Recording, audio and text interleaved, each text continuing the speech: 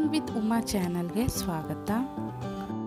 ಇವತ್ತು summer special fruit ಕಸ್ಟರ್ಡ್ನ ತೋರಿಸ್ಕೊಡ್ತಾ ಇದ್ದೀನಿ.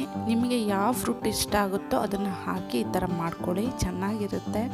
ಮಕ್ಕಳಿಗಂತೂ ತುಂಬಾ ಖುಷಿಯಾಗಿಬಿಡುತ್ತೆ ಇದನ್ನು ನೋಡಿದ್ರೆ. ತಿನ್ನೋಕ್ಕೂ ಅಷ್ಟೇ ತುಂಬಾ ಚೆನ್ನಾಗಿರುತ್ತೆ. ನಾನಿಲ್ಲಿ ಫಸ್ಟು ಒಂದು ಪ್ಯಾನ್ಗೆ 1.5 ಕಪ್ ಆಗುವಷ್ಟು ಹಾಲನ್ನು ಹಾಕ್ತಾಯಿದ್ದೀನಿ. ಹಾಲು ಚೆನ್ನಾಗಿ ಕುದಿ ಬಂದ ನಂತರ 4 ಟೀ ಸ್ಪೂನ್ ಆಗುವಷ್ಟು ಸಕ್ಕರೆಯನ್ನು ಆ್ಯಡ್ ಮಾಡ್ತಾಯಿದ್ದೀನಿ.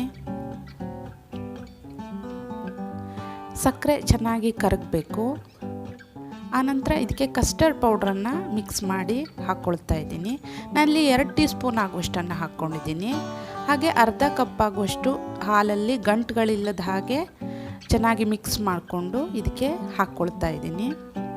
ಈಗ ಮೀಡಿಯಮ್ ಉರಿಯಲ್ಲಿ ಈ ಥರ ಚೆನ್ನಾಗಿ ಮಿಕ್ಸ್ ಮಾಡ್ಕೊಳ್ತಾ ಇರಬೇಕು. ಆಗ ಇದು ಸ್ವಲ್ಪ ಗಟ್ಟಿ ಆಗ್ತಾ ಬರುತ್ತೆ. ನೋಡಿ, ಗಟ್ಟಿ ಆಗ್ತಾ ಬಂದಿದೆ. ಮೀಡಿಯಮ್ ಉರಿಯಲ್ಲಿ ಇಟ್ಕೊಳ್ಳಿ, ಇಲ್ಲ ಲೋ ಫ್ಲೇಮಲ್ಲಿ ಇಟ್ಕೊಳ್ಳಿ. ಈಗ ಕರೆಕ್ಟಾಗಿ ರೆಡಿಯಾಗಿದೆ. ಇದನ್ನು ಫ್ರಿಜ್ಜಲ್ಲಿ 2 ಅವರ್ ಹಾಗೆ ಇಡಬೇಕು. ಫ್ರಿಜ್ಜಿಂದ ತೆಗೆದ ನಂತರ ಈ ಥರ ಕನ್ಸಿಸ್ಟೆನ್ಸಿಗೆ ಬಂದಿದೆ. ಈಗ ಇದನ್ನು ಒಂದು ಬೌಲಲ್ಲಿ ಹಾಕ್ಕೊಳ್ತಾ ಇದ್ದೀನಿ. ತುಂಬಾ ಚೆನ್ನಾಗಿರುತ್ತೆ. ಒಂದ್ಸಲ ಆದರೂ ಟ್ರೈ ಮಾಡಿ, ಮಕ್ಕಳಿಗಂತೂ ತುಂಬಾ ಇಷ್ಟ ಆಗುತ್ತೆ.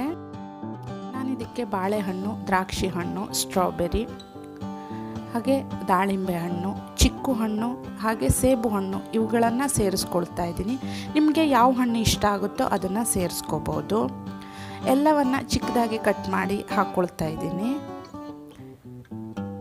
ಇದನ್ನು ಯಾರು ಬೇಕಾದರೂ ತಿನ್ಬೋದು, ಚೆನ್ನಾಗಿರುತ್ತೆ.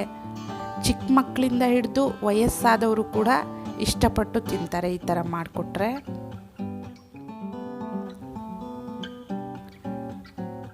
ಬರೀ ಹಣ್ಣುಗಳನ್ನು ತಿನ್ನೋ ಬದಲು ಈ ಥರ ಕಸ್ಟರ್ಡ್ ಹಾಕಿ ಮಾಡಿಕೊಂಡ್ರೆ ಚೆನ್ನಾಗಿರುತ್ತೆ.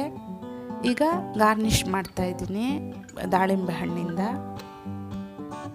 ನೀವು ಖಂಡಿತ ಟ್ರೈ ಮಾಡಿ. ರೆಸಿಪಿ ಇಷ್ಟ ಆದಲ್ಲಿ ದಯವಿಟ್ಟು ಒಂದು ಲೈಕನ್ನು ಕೊಡಿ. Thanks for watching.